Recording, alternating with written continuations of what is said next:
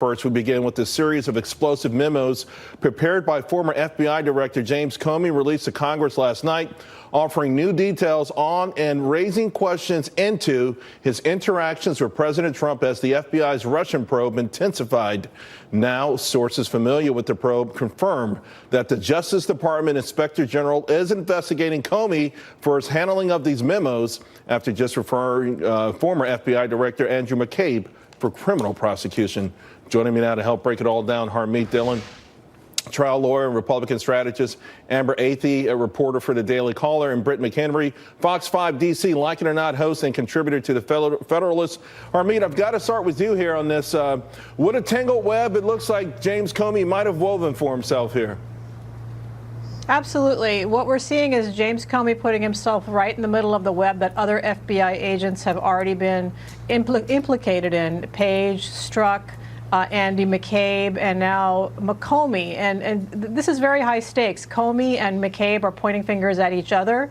But what is the ultimate takeaway here is that these memos reveal that what the president's interactions with Comey show that the president did nothing wrong. The president reacted in a normal way. He's like, hey, go ahead and investigate this stuff, and then let's clear it up and let's move on for the American people. Comey, on the other hand, comes out looking like somebody who set up meetings, used meetings with the president as quote-unquote news hooks, which he told the president is what was needed to report on things. And he's as big a leaker as the other people implicated in these scandals. It's really shocking stuff. There's no doubt about that, Britt. Not only is he, he comes across as a confirmed leaker, but now there are questions as to the classification of some of these documents that he leaked, and did he deliberately do it in such a way that perhaps he thought he was passing the smell test, and maybe it was too cute by half. Maybe this will still catch up with him. Well, that's where a lot of eyeballs are now, and the attention is being placed on CNN. And some comments from Comey that it would be damaging for information he was purposely leaking to get out. He's leakier than a faucet here, Charles. And what I find interesting, the president just tweeted hours ago, was his approval rating still is higher than former President Barack Obama's around this time 8 years ago. It's around 50%, according to Rasmussen. So it's just funny how all of these attacks, everything James Comey is trying to do, there's no higher loyalty he has. He said President Trump wanted loyalty. The only loyalty Comey has is to himself and selling books. Amber, you wrote that the James Comey, that these memos revealed that he didn't feel pressured or have any obstruction concerns at the time. So what was his motivation? Because it feels like, he was trying to find some way to get this whole prostitution story, a Russian prostitution story, into the media. Right. Well, look, as Harmeet and Britt mentioned, CNN was apparently looking for a news hook on this story. As we know, James Clapper was one of the people who pressured Comey into briefing Trump about the alleged dossier that alleged that Trump was meeting with prostitutes in Russia. And then you turn around and CNN ended up reporting on the fact that the FBI director was briefing Trump. It's really hard to imagine how anything in these memos makes Trump look bad. Really, it makes Comey look bad, because as he's going on this press tour, we find a number of contradictions and things that he's told the press, and then what comes out in the memos. For example, in his interview with CNN's Jake Tapper yesterday, Comey said that he couldn't answer when asked if he thought Hillary would be a better president than Trump. And then he went on a podcast a little while later and admitted that he thought Hillary would probably be better for the country. And then in his memos, he apparently told Trump that he wasn't a leaker and didn't do, quote, weasel moves. And now we know that's exactly what he did, giving three or four of those classified memos to his Columbia law professor buddy. So really, Comey comes out of this looking even more self-serving and even more of, as Trump would say, slippery than he did before. Right. But Harmeet, there's one thing to sort of be a hypocrite. I think a lot of folks, by the way, apolitical and on both sides of the aisle, are starting to see that with respect to James Comey. But it feels like he's also put himself in an awkward position with respect to perhaps, having some legal issues, some legal problems here. It's not just awkward, Charles. It is illegal. It is a crime to mishandle classified information, and multiple people have been indicted and prosecuted over the years, including government officials, for that crime. And it's not just one memo. It's possibly two, possibly more.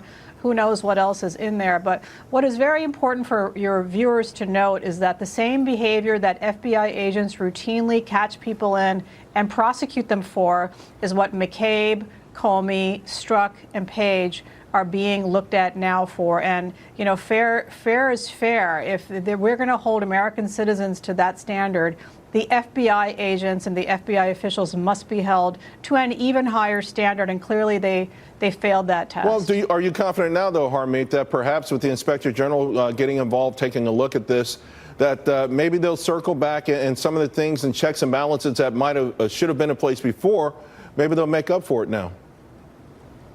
Maybe.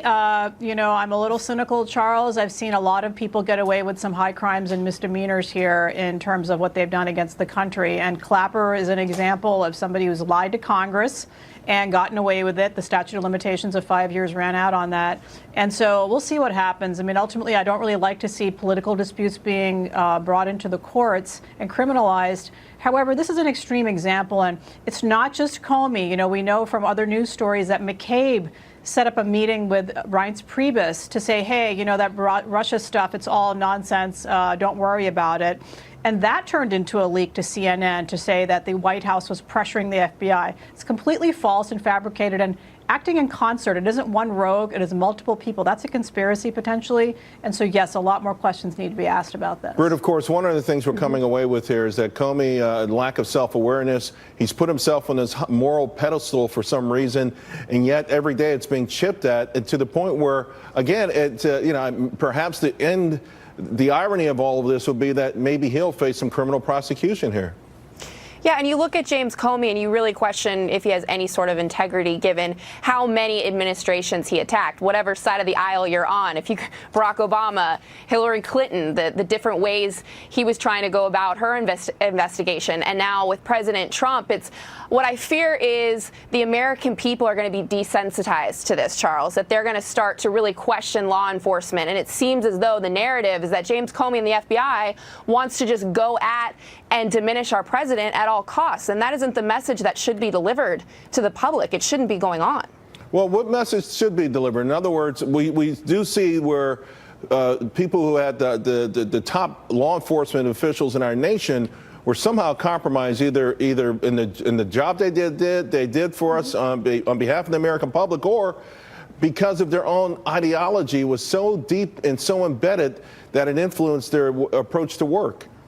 It needs to be vetted. We talk about just politicians and cleaning out the swamp. And I think now we have a magnifying glass on our law enforcement. As much as I'm usually one defending them, how can you look at the FBI right now, Charles, and see all these partisan motivations and not want that to just be gutted out and really handled properly in the best way? Sure. I think we all, though, separate the rank and file from the folks at the top. Real quick, Britt, you cover the media. How do you, will they, in your assumption or your thinking here, provide the typical cover for someone like a James Comey because of their dislike for President Trump, or are they equally disgusted? And maybe we'll get some form of true, honest coverage here.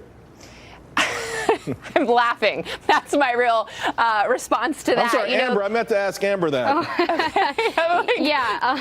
I will give some credit to Jake Tapper. I thought he gave Comey a pretty tough interview yesterday. However, later on in the evening, he went on with Rachel Maddow on MSNBC, and he again got some more softballs. So I think the problem here is that because Comey is anti-Trump, because he's released this book and gone on this press tour with the effort of undermining the presidency and making the president look out to be a criminal who was obstructing justice while he was the director of the FBI. Unfortunately, the media loves to bash on Trump, so it's just another person that they can use to prop up to push that agenda. So I find it unlikely that he's going to be leaving the spotlight anytime soon. He certainly doesn't appear to want to do that. I would look forward to more of the press using these memos as a way to undermine the Trump presidency, especially considering the tone that they're giving it, making it look like because the president was fixated on the Russia probe that somehow means that he's guilty. All right, ladies, thank you all very